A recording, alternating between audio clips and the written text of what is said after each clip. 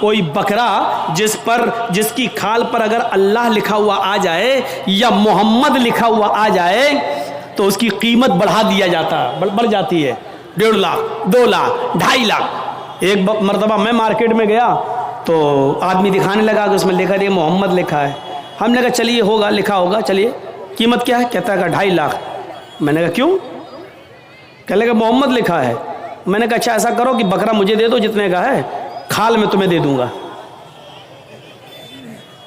میں کیا کروں گا؟ تو میں نے کہا میں کیا کروں گا؟ کیا اس کھال کو ہم اپنے گھر رکھ سکتے ہیں؟ اس پر بھی غریب کا حق ہے۔ کیا بکرے کو ذبح کرنے کے بعد یہ کھال ہماری 2 لاکھ میں بکے گی، 1.5 لاکھ میں بکے گی؟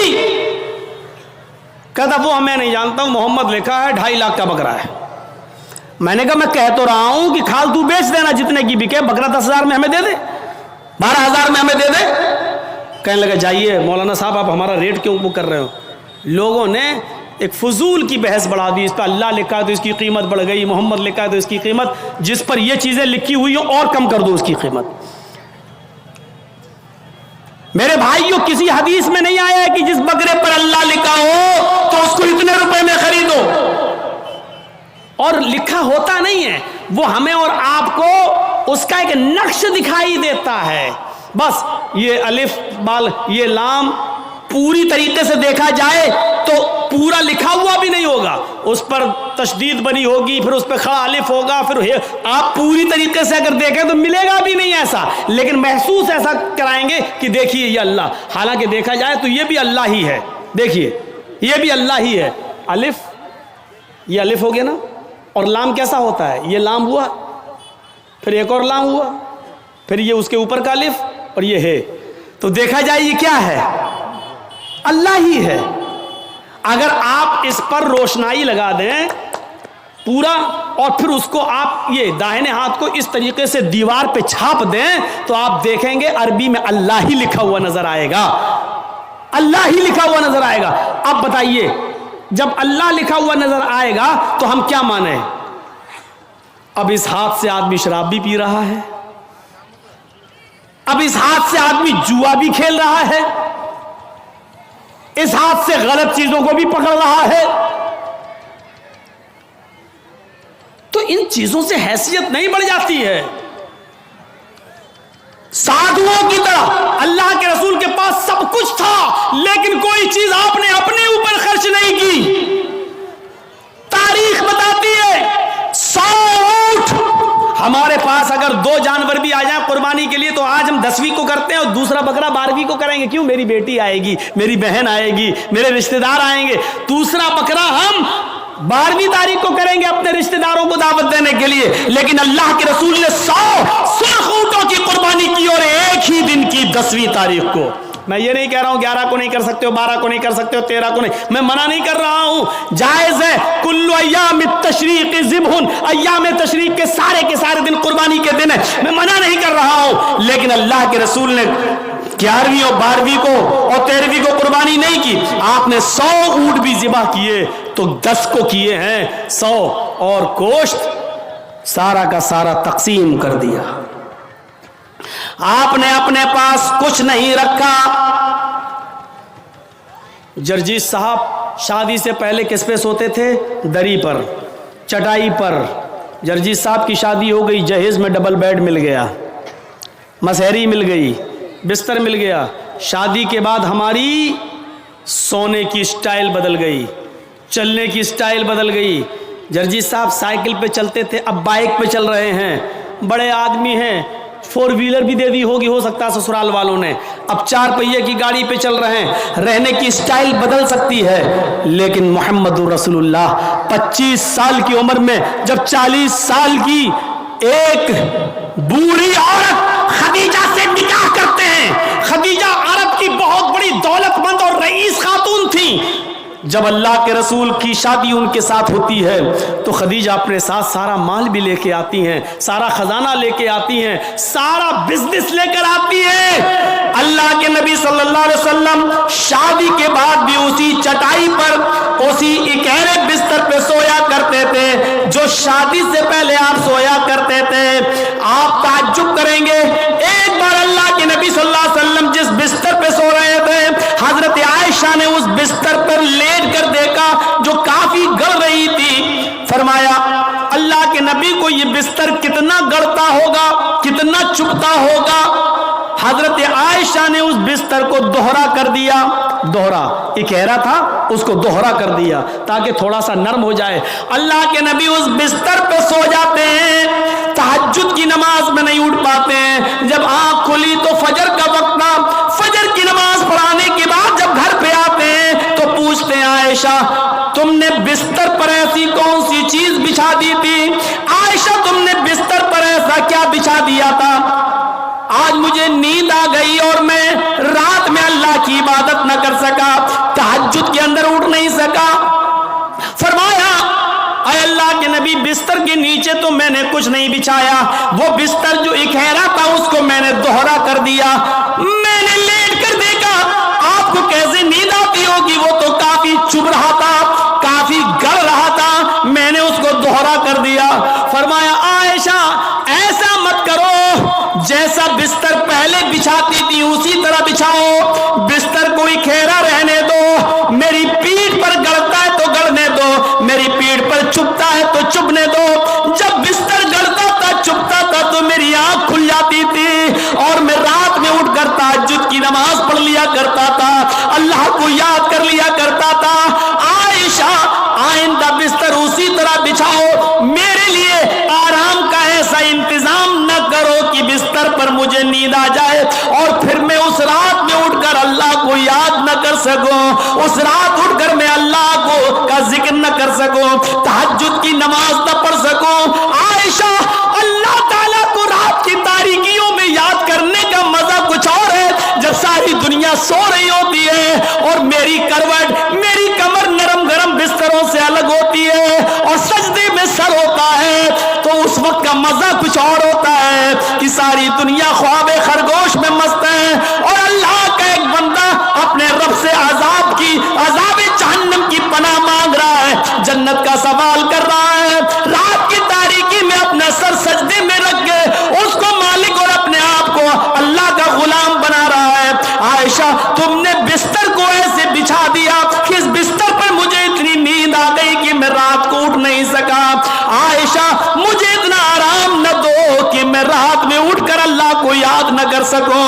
رہنے سہنے میں شادی کے بعد بھی کوئی فرق نہیں آیا، یہاں تو شادی کے بعد بستر بدل جاتے ہیں، رہن سہن کی اسٹائل بدل جاتی ہے، رہنے سہنے کا طریقہ بدل جاتا ہے، اس میں پروموشن ہو جاتا ہے، ترقی ہو جاتی ہے۔ لیکن محمد رسول اللہ کی زندگی پہ نظر ڈالو کہ اللہ کے نبی نے شادی سے پہلے جس بستر پہ لیٹتے تھے شادی کے بعد بھی اسی بستر پر، جبکہ خدیجہ کی دولت نبی کے قدموں پہ تھی، لیکن اللہ کے نبی نے خدیجہ کی دولت کو اپنے اوپر استعمال نہیں کیا۔ خدیجہ جو دولت لے کر آئی اس دولت کو بھی اللہ کے رسول نے دین کے کام میں غریبوں اور مسکینوں میں لٹا دیا۔ میرے بھائیوں ہمیں دیکھنا ہے کہ سادھو کون ہے۔ سادھو اس کو کہتے ہیں جس کے پاس سب کچھ ہو، دولت کی کمی نہ ہو، لیکن اس نے اپنے اوپر کوئی چیز خرچ نہ کی ہو، سب غریبوں اور مسکینوں میں لٹا دیا ہو۔ اس تعریف کا صحیح حقدار صرف جناب محمد رسول اللہ صلی اللہ علیہ وسلم ہے۔ آپ کے پاس کس چیز کی کمی تھی؟ لوگ کہتے بہت غریب تھے، یہ تھے، نہیں، اللہ کے رسول سے زیادہ کوئی امیر تھا؟ اللہ نے کہا تھا کہو تو اس پہاڑ کو ہم سونے کا بنا دیں، اور یہ احد پہاڑ جب سونے کا بن جائے تو جہاں آپ چلیں یہ پہاڑ بھی آپ کے ساتھ چلے۔ لیکن اللہ کے نبی نے اللہ تعالیٰ کے اس فرمان کو، اس گزارے اللہ تعالیٰ کے اس حکم کو نافذ ہونے کے بعد منع کر دیا کہ نہیں نہیں اے اللہ مجھے دنیا میں آرام نہیں، سونا نہیں چاہیے، چاندی نہیں چاہیے، بلکہ آپ نے فرمایا اللہم اجعلنی فی حیاتی مسکینا، اے اللہ دنیا میں مجھے جتنے دن زندہ رکھ مسکین بنا کے زندہ رکھنا۔ اے اللہ جب مجھے موت آئے تو حال मुझे मौत आए, और अल्लाह कल क़यामत के दिन जब मैं उठाया जाऊं तो फकीरों में और मिस्कीनों ही में मैं उठाया जाऊं। ये अल्लाह के रसूल की दुआ थी, जबकि अल्लाह ताला तो ओहद पहाड़ को सोने का बनाने के लिए तैयार था। नबी अकरम जहां चलते पहाड़ आपके साथ साथ चलता, लेकिन अल्लाह के रसूल ने पहाड़ को सोने का बनाने से मना कर दिया और कहा कि मुझे दुनिया के ऐशो आराम नहीं चाहिए।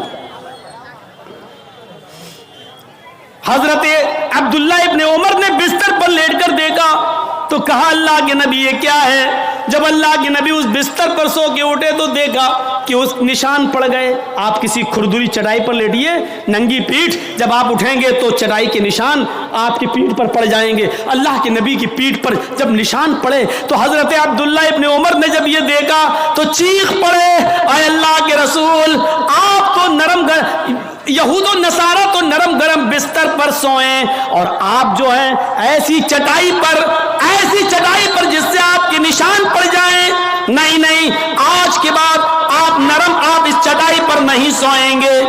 आपने कहा फिर लवित्तखज़ना लकवतान, आज हम आपके लिए एक नरम गरम बिस्तर बना देंगे, नरम गरम गद्दे का इंतजाम कर देंगे, आप उसके ऊपर सोना।